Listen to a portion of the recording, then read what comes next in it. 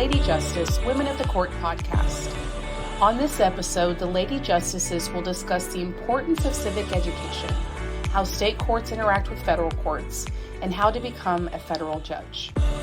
The Lady Justices also discuss judicial discipline and financial reporting in their states, and the importance of public confidence in the court system.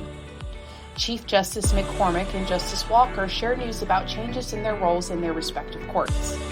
Chief Justice McCormack discusses her excitement for the first African-American woman to serve on the Michigan Supreme Court in its 185-year history. The Lady Justices also discuss how they handle certified questions from federal, district, or even the United States Supreme Court. Finally, in the lightning round, the Justices share their favorite ice cream flavor and if they would travel to the past or the future, given the opportunity. As the holiday season recently passed, the Justices also discuss their favorite holiday dishes and holiday movies. That's coming up. Stay tuned. Welcome to Lady Justice Women in the Court. I'm Rhonda Wood, a justice on the Arkansas Supreme Court, and I'm joined by my friends again, Justice Bridget McCormack of the Michigan Supreme Court and Justice Beth Walker of the West Virginia Supreme Court of Appeals. So welcome back, and how are you, Beth? I am great, my friend. It is wonderful to see both of you on the screen, at least. Our court just finished up. We declared ourselves sine die, which we know is the incorrect pronunciation of that Latin term, but we do it anyway. So I'm here taping at the end of November. We are in between official terms of the court. So life is good. How are things in Michigan, Bridget? Things are great. It is great to see both of you. I am nearing the end of my service on the court. I have about 4 more weeks, and my court picked a new chief last week that I'm very excited about, Chief Justice Beth Clement. You all will adore her. She's talented, hilarious, one of the only people in the world I know who can both talk complicated doctrine while installing a new toilet. She really is, like, her skills are off the charts. I don't know people like her. You'll love her. I don't know if you have had this problem yet. Maybe you haven't had to try, but I keep trying to change my Twitter profile to get chief out of my title, and it won't let me edit it. If you guys have any advice on what's going on with Twitter, I'm ready to hear it. But I guess that's not really what we're here to talk about. So. Well, I would love to hear it too, actually, because I'm hoping to add chief to my title on Twitter here on January 1. So if there's a glitch, I guess we need to know about it. Well, if you can figure it out, I'm still Judge Rhonda Wood from 11 years ago, being a judge. So happy to hear that.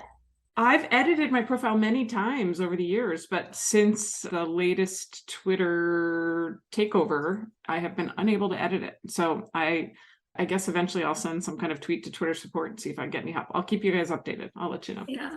So, and there's a replacement though, Bridget announced.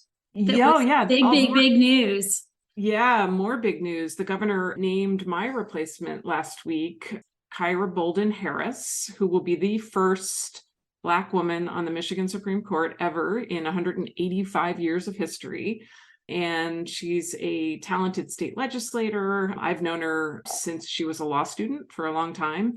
And I'm really excited for Michigan and for my colleagues that they're going to be able to serve on what will be an historic Michigan Supreme Court.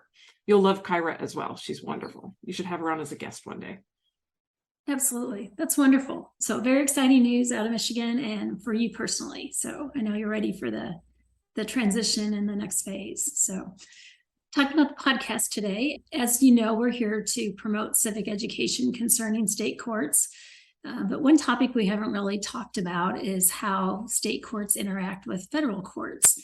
And I know there's a lot of lawyers that listen, but there's also a lot of non-lawyers who may be curious about how state cases may be in state court versus federal court. So in this episode, we're going to sort of compare how that happens and why a case may be one or the other, and then how they intersect in some cases. So I thought first, Beth, maybe you could talk a little bit about the difference between federal judges and state judges. And I know we can't cover everything here. So other than us being, superior and hearing more cases, what other differences are there? Well, I'll start with things that most of our listeners probably know, but a few additionals as far as how you become a federal judge.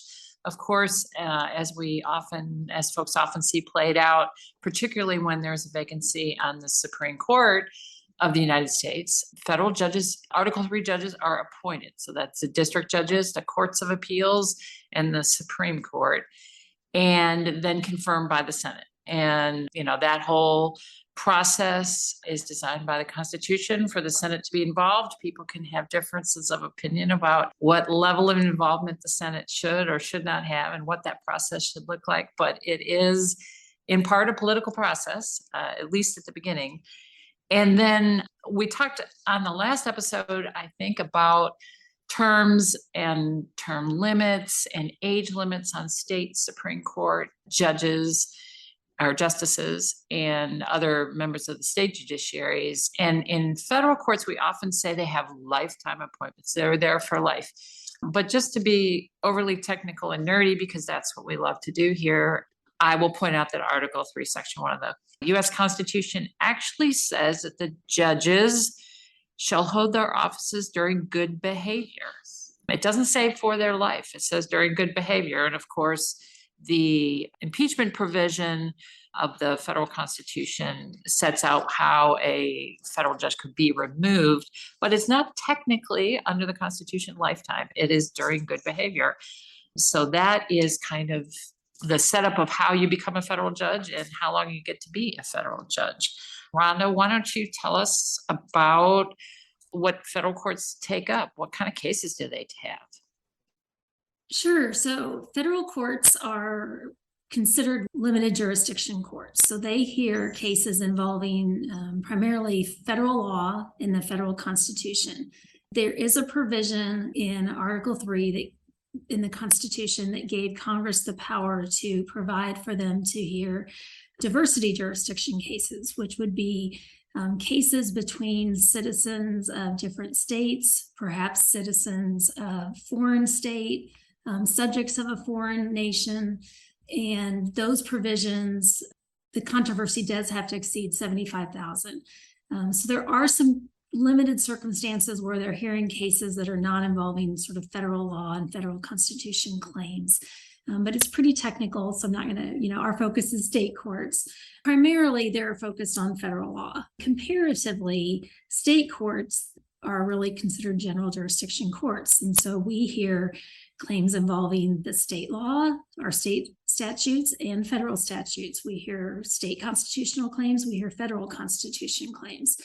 So really, it's the gamut. And that's why we say that most cases, 95% of people's interactions are going to be in state courts because of that.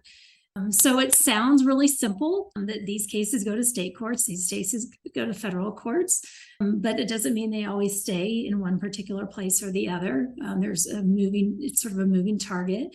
So Bridget, even though it sounded like there were clear categories, can you talk about one of the ways that perhaps a state court case could end up in the U.S. Supreme Court? Yeah, I think probably the most common state court case that a litigant would appeal to the U.S. Supreme Court, and by appeal, I mean file a petition for certiorari and hope that the U.S. Supreme Court would take a look at it, is a case where the state Supreme Court has decided a question of federal constitutional law. So commonly, the way that happens most often is in criminal cases where there's a U.S. constitutional claim. There is often also a state constitutional claim. And I'm interested in whether this happens in Arkansas and in West Virginia. But for a long time, litigants really, and we've talked about this a little bit, especially with Jeff Sutton earlier, litigants only raised U.S. constitutional claims, even though they were litigating their case in the state courts. And if the Michigan Supreme Court, for example, decides a question of U.S. constitutional law, a litigant who thinks that the Michigan Supreme Court got that wrong can go to the U.S. Supreme Court and ask the U.S. Supreme Court to review it. And every once in a while they do. So I can give you one example. It's a good question about when the Michigan Supreme Court decided the case, probably 10 or 11. The Michigan Supreme Court decided a double jeopardy case. I was not yet on the Michigan Supreme Court. But I was working at the University of Michigan Law School, and my co-teacher, the person I taught my classes with, was a very successful Supreme Court litigator. And he was contacted about filing a cert petition on behalf of the Michigan criminal defendant who had lost, whose name was Evans. And I worked with him on this case. It was Evans versus Michigan. And we filed a cert petition in the US Supreme Court, and the US Supreme Court granted it. And while I was running for office, the US Supreme Court reversed the Michigan Supreme Court in Evans versus Michigan. The issue was sort of a technical one. The trial court had required the prosecution to prove an extra element in a criminal case, and then I think realized its mistake and granted Evans' motion for a directed verdict of acquittal. And the Court of Appeals in Michigan and the Michigan Supreme Court reversed. I mean, the Court of Appeals reversed, the Michigan Supreme Court affirmed the Court of Appeals for reasons that made some sense. You know, in a common sense kind of way, you would think like, why do you hold that against the prosecution? But it was not consistent with the Supreme Court doctrine, and we kind of recognized it pretty quickly when this case was brought to us, and the Supreme Court reversed 8-1. So that's one example. It's happened since I've been on the court one other time in, I forget, 2013 or 14, one of the early juvenile lifer cases. I think it was about retroactivity. I actually was in the dissent, and the US Supreme Court reversed the Michigan Supreme Court. So it's only happened a couple of times, but that's commonly where we see it. I don't know. Do you have an example like that, Beth, from West Virginia? So my example is just a little different, although it's recent, and that is the case of Dawson versus Steger that went to the Supreme Court of the United States. And it has to do with a highly technical and I would say interesting, although I don't know tax law very well, provision of federal law that's called the Intergovernmental Tax Immunity Doctrine. Basically, that means, to simplify it, that if you earn wages from the federal government, those wages can be taxed by state government as income, the way that, many states, not all states, but most states have a state income tax. The doctrine says that the state can go ahead and tax those federal income dollars as income under state law, so long as they don't discriminate between state and federal employees. So as long as they don't treat the federal employees worse, essentially, than other folks who are earning from private or whatever, from private employers or from state employers. So in this case, a West Virginian was a retired federal marshal, and he objected to the fact that his retirement income as a federal marshal was taxed by the state of West Virginia as income. So his pension was taxed. And he took the position that because state law does allow some law enforcement pensions not to be taxed, that his shouldn't be taxed either.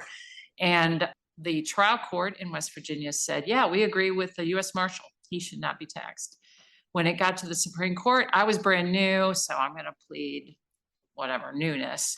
We said, no, it's fine. He can be taxed. And it went to the Supreme Court of the United States, and they, in a unanimous decision, reversed the Supreme Court of Appeals of West Virginia and found that the West Virginia law did indeed violate the Intergovernmental Tax Immunity Doctrine. So that's a hopefully short explanation of a complicated measure to say, yeah, in 2019, we were reversed. And that is the most recent example of a case. So it's not always U.S. Constitution issues. It can be other little quirks where state and federal law collide. Rhonda, how about Arkansas? Yeah, so this is interesting for me, at least. We're probably really nerdy, so we are interested in this probably more so. But I think that there's a couple Arkansas cases, so I'm probably going to give you a couple examples. But one, I think that Beth and Bridget may recognize the fact pattern, but in 2012, the U.S. Supreme Court granted cert out of an Arkansas Supreme Court case and an Alabama Supreme Court case for two 14-year-olds that were both convicted of capital murder at the age of 14 and both sentenced to life without parole. In Alabama, it was a direct appeal. So the the individual was convicted and then appealed. In Arkansas, he'd been convicted, had his first appeal, and then it was through habeas relief that he came to the Supreme Court, and the Arkansas Supreme Court denied relief. Both challenges were under the Eighth Amendment, that it was cruel and unusual because under Alabama and Arkansas, if you were convicted of capital murder, you automatically got life without parole.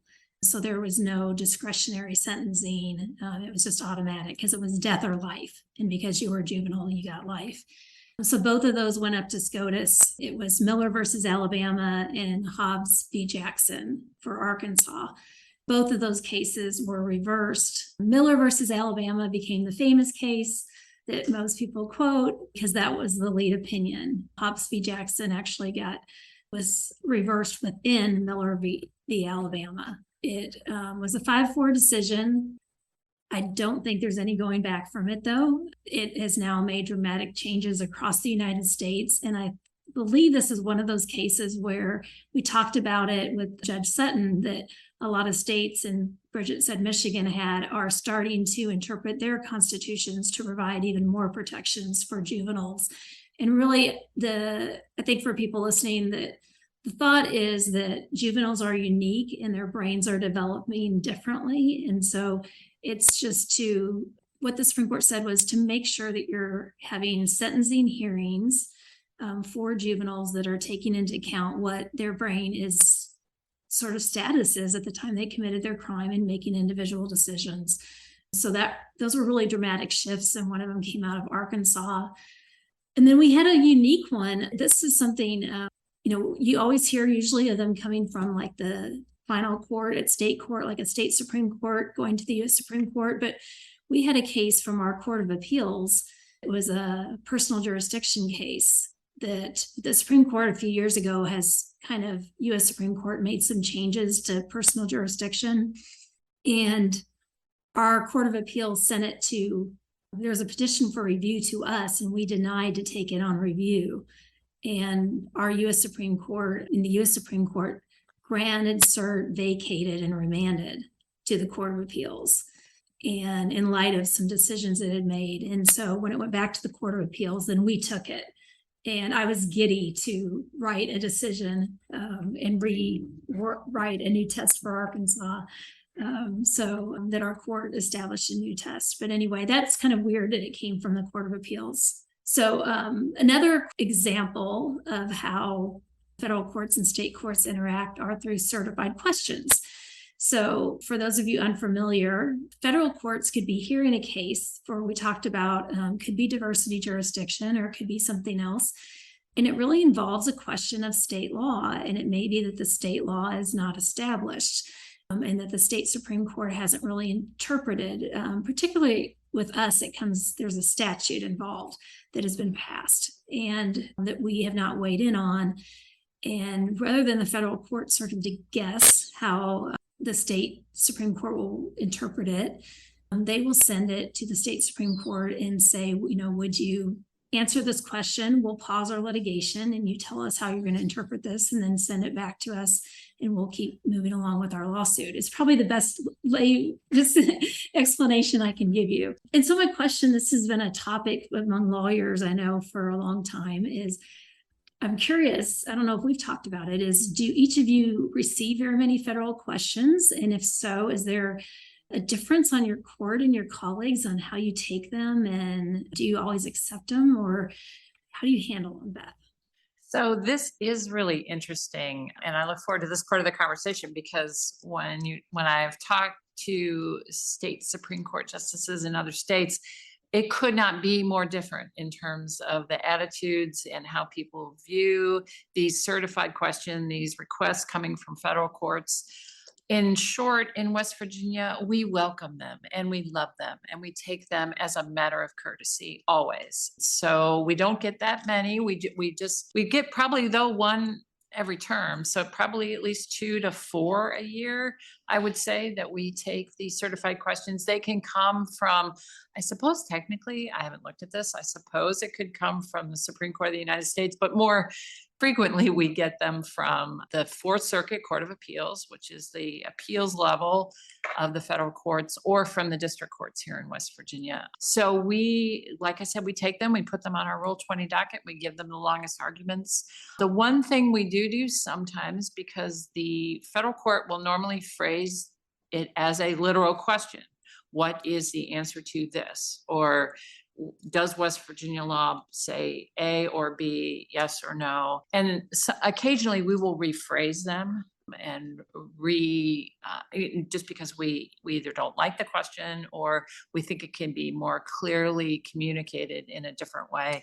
But other than that, we are yes to certified questions in West Virginia. But I have learned that that is not the case in every single state. So Bridget, tell us about Michigan. Yeah, it is so interesting. When I arrived at the court, we got one, I don't know, maybe my second term there. And I learned then about the deep divide between my own colleagues about how they thought we should respond to them. And their differences don't track along any other jurisprudentially significant lines. So it's not a secret because they've all written about it. So Chief Justice Young at the time, he was the Chief Justice when I joined the court, felt very strongly that the judicial power of the state Supreme Court did not include answering certified questions because he believed it to be issuing an advisory opinion. And the Michigan Constitution does specifically allow us to answer certified questions from the governor or the legislature. We have that specific constitutional power. And he therefore makes, I think a decent argument that since the Michigan Supreme Court specifically allows us to do that and not answer certified questions from a federal court, he believed the judicial power did not include responding to those certified questions. On the other hand, Justice Markman, who became the Chief Justice after Justice Young, felt strongly that it was an obligation to, as a matter of comedy, as a matter of being a good partner to answer questions from the federal courts. And he appreciated that a federal court that was deciding a question that was dependent on state law, that they would ask us. He felt like that it's respectful that the federal courts would ask us, and therefore we should answer them. And their debate kind of went back and forth over the years. But I would say since I joined the court and the justices that joined after me, I think we all lean in favor of answering them, which is not to say that we answer all of them. I know we turned one down last year after thinking carefully about whether there was anything we could add, and we didn't think there was. So there was a practical reason to deny that one. But for the most part, we now do think, I think a majority of us are sort of in the West Virginia camp, and we do answer them. I think we get, like you, Beth, maybe one a year. We don't get a lot of them. I had an interesting conversation with a friend who's now on the Sixth Circuit, who used to be on the Michigan Supreme Court, Joan Larson. And she said as a federal judge, when she's deciding a question that really depends on how Tennessee thinks about the answer to that question, or Michigan thinks about the answer to that question, she feels like it's inappropriate for her to sort that out if the state Supreme Court would. She really prefers it when the state Supreme Court will accept and answer those questions. So that's sort of how we think about it. I don't know, Rhonda, do you get them often? What do you all do? So I think that we probably used to get them really frequently when I first came on the court, and maybe because we made a shift a little bit, we probably get them less frequently. So when I first came on the court, the reaction was I hate to say almost knee jerk, we took them. And it was sort of, here's a federal question, we take it. And maybe I was like over eager beaver. It was, I'm new on the court, and it was like every single thing in front of me, it was like, this is a motion, a question to me. And so it's like we went full force researching it, or, I would make a decision. And so, I remember that one time I came back and it was like a statute that the legislature had already like passed a new statute. It was like, why are we answering a certified question and spending our time on something that it's like, if that case is never going to happen again. And so I wrote a couple of dissents. And I remember that some of my colleagues that are no longer there, they were just like appalled. It was like, this is respect. And I was like, well, it seems like they should have just as much respect to us to figure out that, their law clerks didn't spend a lot of time on it. And so now I think our court does we're really careful to make sure we've done an improvidently granted one where we've gotten into the facts and found out that there wasn't actually a dispute involving the statute that was sent to us. And so I think now we're really careful maybe about which judge is sending them and looking at them really closely. And I think that because we've been more careful that we probably have gotten less. But I do think that when it is a legitimate question, I would rather have us ask than have that sort of bad precedent out there that now our trial court judges are relying on because attorneys are quoting the federal courts, until a case actually did get to us. So if it is, a way to get it, done their research, I'd rather them ask us. But I know Beth said the Fourth Circuit, is Fourth Circuit yours? I have not seen one from the Eighth Circuit in my, 8 years on our court. And I thought that was really interesting because I know like Texas, they get them all the time from the Fifth Circuit and whatnot. But I talked to an Eighth Circuit judge and he was like, well, I didn't know Arkansas would take them. And I was like, well, we would, And I was like, despite my dissents in the past, I was like, yeah, we would. And so I have a feeling we may get an Eighth Circuit one before long. But Bridget, you do get them from the circuit as well? We do. We get them from the district court and the circuit court. And sometimes we got one at one point from a district court in California that had to answer a question that depended on Michigan law. So yeah, we get them from all over. Yeah. Yeah, and just as a really quick example of what it looks like, our opinion that came out on November 17th in Ball versus United Financial Casualty Company was from the Fourth Circuit, a certified question. The parties were quibbling over insurance coverage in an automobile accident where you had folks, there was questions, and the bottom line was there were provisions in the insurance policy that violated state law. And as you all know, but our listeners might not, state insurance laws are really technical and require all kinds of very specific kinds of coverage. It varies from state to state. So this is not unusual for an insurance company that might write auto policies in many states to inadvertently, probably or not, have a provision that violates it. And the federal court, the Fourth Circuit just wanted to know, well, what happens to the rest of the policy if this exclusion violates West Virginia law? What happens next? And that's the question we answered. So if you want to check it out, you can check it out on our website. And the case again came out on November 17th. Well, that's great. That's a really recent example to send people to look for. Well, and so our last topic is, I think, a little bit different too, is judicial discipline, because this has been in the news a lot, I think, especially with reporting. There's been a heightened awareness over financial reporting in the federal judiciary, and Congress passed the Courthouse Ethics Transparency Act in May of 2022 to sort of heighten and make it more transparent for disclosures of financial transactions with the federal judiciary. And then also federal judges are subject to the Code of Conduct for U.S. judges, which is adopted by the Federal Judges Judicial Conference. I did not realize that if a complaint is filed concerning a federal judge, that actually goes to the chief of the circuit in which that federal judge sits. And that chief can actually then decide the merits of that complaint against the judge, or the chief can appoint a committee to hear that and then decide what sort of sanction to do. But they don't have the ability to really remove them from office. So it's very limited in their ability. And that's really, I think, pretty different than how state courts are handled. So I'm curious, Bridget, how does judicial discipline and financial reporting work in Michigan? Well, they're separate. So financial reporting, we have an annual disclosure that only asks us to disclose any compensation we received over, I think, $375. So we do not have the rigorous reporting that's required of federal judges. Honestly, that's something that we are considering, and I personally think we should. Courts only have public confidence to enforce their judgments, and transparency, I think, promotes public confidence. So I bet the court will move in that direction, but it's going to be something that's going to happen when I'm not there. But I think it's probably a good move. Judicial discipline is handled by an independent state agency, which is called the Judicial Tenure Commission. It was established by constitutional amendment, and it is made up of 9 people, each serving 3-year terms. 4 of them are judges who are elected by the various judicial associations. So a Court of Appeals judge, a probate judge, a circuit judge, and then the constitutional amendment says a judge from a court of limited jurisdiction. So those are district courts in Michigan.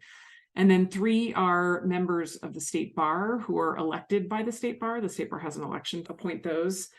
And 1 has to be a judge and the other 2 have to not be a judge. And then 2 members are appointed by the governor. And those members are required to be not judges. Terms are, of course, staggered.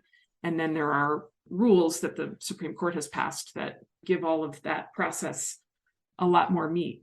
And the power the Judicial Tenure Commission has is to investigate claims of misconduct, and claims of misconduct are based on violations of the Michigan Code of Judicial Conduct, and then to recommend sanctions to the Michigan Supreme Court. So ultimately, it's the court who imposes sanctions, but the recommendation comes from the Judicial Tenure Commission. And I think it's fair to say that for the most part, the investigative process, which sometimes leads to a full hearing or some negotiations with an accused judicial officer, often there is some resolution of the complaint before Judicial Tenure Commission comes to the Michigan Supreme Court. They usually only come to the Michigan Supreme Court when they're asking for the ultimate punishment, which is removal from the bench. And that does happen once or twice a term, but for the most part, they manage their docket and come to resolutions with the accused judicial officers. How about in West Virginia, Beth? So on the disclosure reporting side, elected judges in West Virginia filed the same disclosure that most other statewide elected officials file, and that is disclosing any income above a certain threshold, whether members of your family work in state government, state contracts. It's pretty comprehensive. You have to list all of your investments over a certain amount, unless they're in a retirement account, which I don't really understand the difference there, but those are publicly available. Folks can check those out, and I don't mind doing it. I mean, I think that's important, and it's kind of a administrative thing that you do, but I don't mind that voters or the folks who come before our courts can see this information. And I think it's important. We also have sort of a double layer. The judiciary, the Supreme Court, also require judges to make certain disclosures about more specific things like speaking for groups, reimbursement for travel, if you go to a conference, that kind of thing, other compensation. So there's a fair amount, I would say, a fair amount of reporting in West Virginia. On the judicial discipline side, we have a judicial investigation commission that is essentially part of the judiciary. It is appointed by the Supreme Court and has a composition much like Michigan, representatives of the trial bench, the members of the public, all of that. And they have the authority to investigate and pretty much do anything except remove someone from office, because only the legislature, through the power of impeachment, can remove an elected public official in West Virginia. So what happens if the Judicial Investigation Commission, as a practical matter, finds that someone should not be a judge, they can suspend them for a period of time, but they cannot remove them. That falls on the legislature, and you might think, well, they should be able to remove them. As a practical matter, just as Bridget outlined, if someone really is found to engage in serious misconduct, it's more likely that they resign and move on rather than really test this whole, well, you can't take me out kind of situation. But it is an interesting, it's part of the judiciary, in my views, authority and obligation to regulate ourselves, just like we regulate the practice of law. We're in charge of disciplining lawyers. We have the responsibility of looking out and making sure that judges follow the rules too. What about Arkansas? So I think we're probably like West Virginia. We're a lot of transparency about financial transactions. So it's all available online. It's any gift over $100. And then it's any income you or a family member that lives in your household has over 1,000. And then it's any bank account, any stock, you have to, and you just disclose whether it's over 1,000 or over 12,500. But it's pretty detailed. You have to list everything, unless it's in a trust that you cannot access and control. But if you can manage the IRA, the fund, you have to list them all. So it's very apparent, and that way any attorney in your court could go online and look and see whether you had, ownership and what amount in any particular business or trading anything, which is much more, I think, what the federal courts are trying to go to. For judicial discipline, again, I think from what you hear that it's way easier, and state courts have much more authority to discipline and remove judges than the federal courts do. And we are more like Michigan. It's an independent commission set up right now through our Constitution. It involves trial judges appointed by the Supreme Court. It involves attorneys and then lay persons as well. The governor gets appointment, the Speaker of the House gets an appointment, the President of the Senate gets an appointment. So it's kind of an intermix that we all have appointments. They can do everything except suspend without pay. So they can caution, sanctions, suspend with pay. If it's a suspension without pay, even if it's an agreed suspension without pay, it has to come to our court. So it's almost, we just had one recently. It was just actually 2 weeks ago. They actually can plea. So it was an agreed suspension without pay, but it was for 60 days.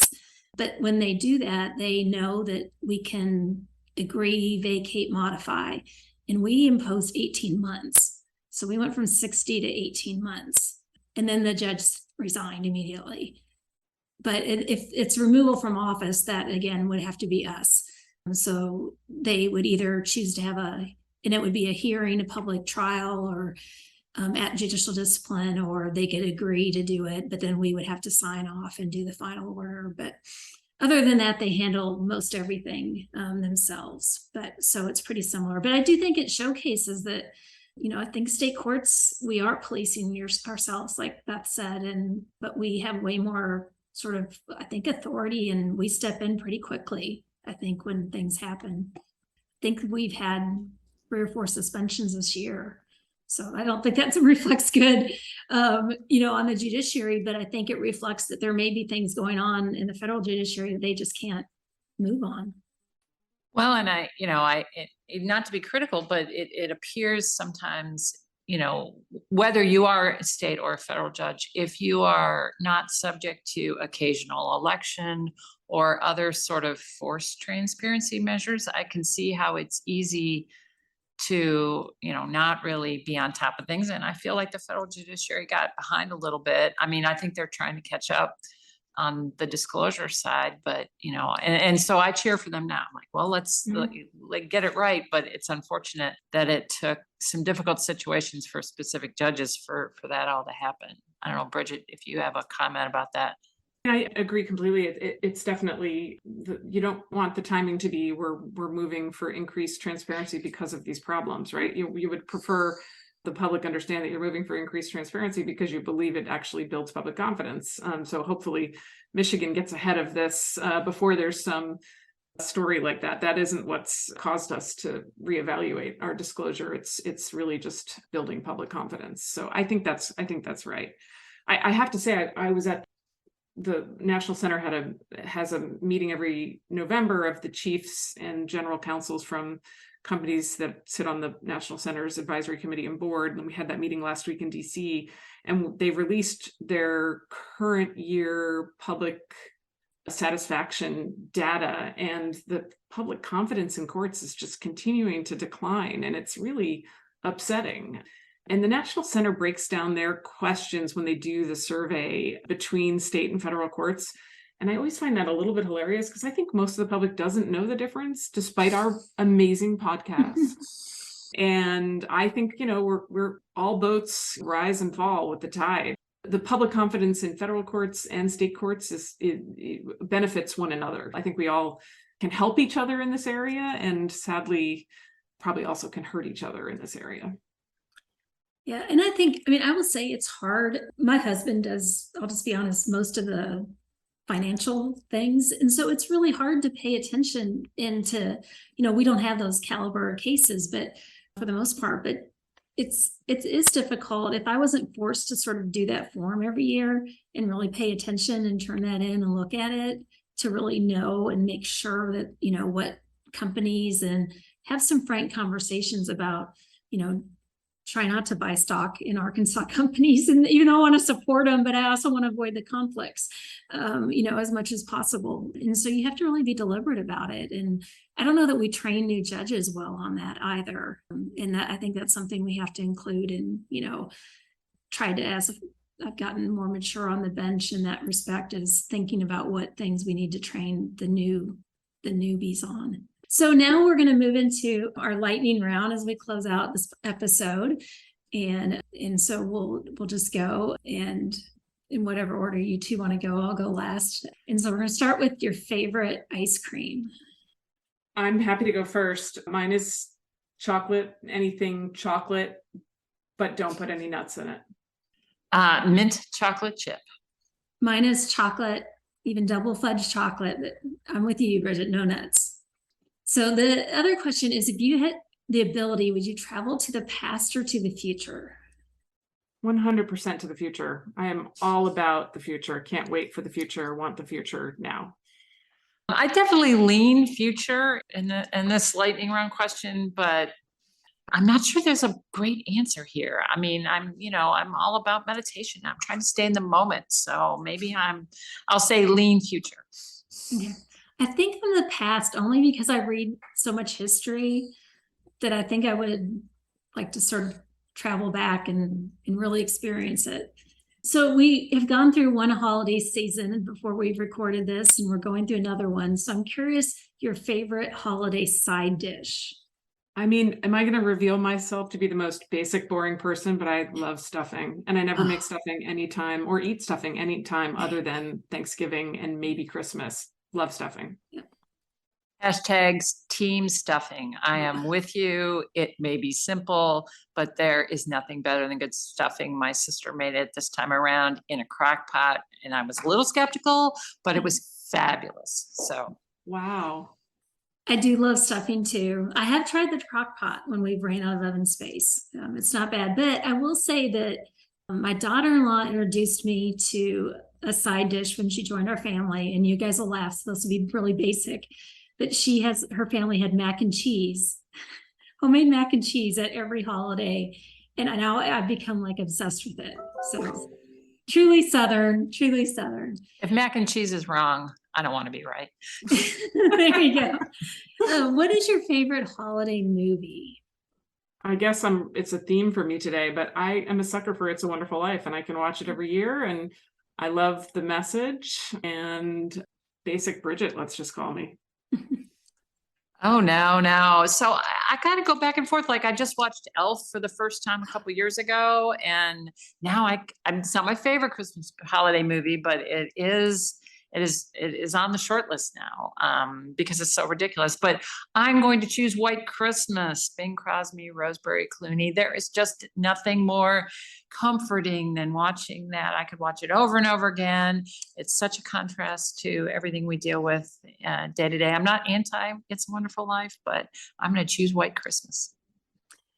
Okay, so I guess we're going to go old school. So I love Bells of St. Mary's, which I know it's not like a traditional Christmas movie, but if we're going old school, then that's where I am. I don't know if you guys have seen it, but it's really wonderful. And I just watched Elf 2 weeks ago for the first time. And did you like it, or fabulous. was it too stupid? No, it was fabulous. It was wonderful. So with Bridget, that, have you watched Elf? I have to know. Bridget, have you seen Elf?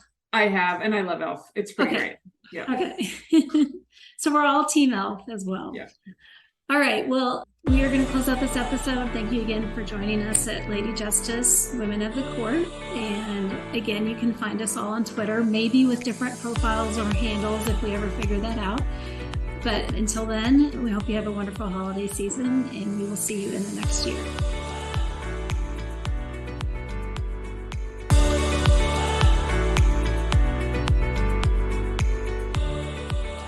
Thanks for listening to Lady Justice, Women of the Court.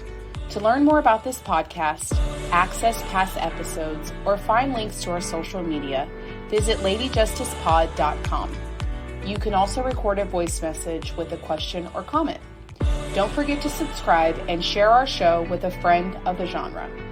Remember, the opinions expressed on the program are the justices alone and do not necessarily reflect the views of their respective courts. Until next time,